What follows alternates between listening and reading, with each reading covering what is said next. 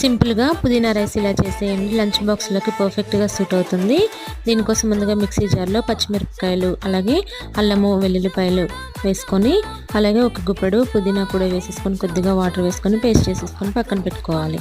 ఇప్పుడు స్టవ్ పైన ప్యాన్ పెట్టేసుకొని ఆయిల్ వేసుకొని, ఆయిల్ హీట్ అయిన తర్వాత కొద్దిగా మసాలా దినుసులు, చెక్క, 2 లవంగాలు, 2 మిరియాలు, 2 యాలకులు అయితే సరిపోతాయండి.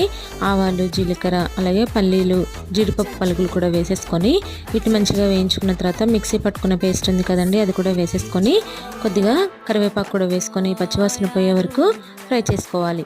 ఇలా పచ్చివాసన అంతా పోయిన తర్వాత కొద్దిగా పసుపు వేసేసుకొని ఒకసారి కలిపేసుకొని ఉడికించుకొని చల్లార్పుకున్న రైస్ని కూడా వేసేసుకొని ఒకసారి బాగా కలుపుకొని సరిపోని ఉప్పు కూడా వేసుకొని స్టవ్ ఆఫ్ చేసుకుంటే ఎంతో టేస్టీ పుదీనా రైస్ రెడీ.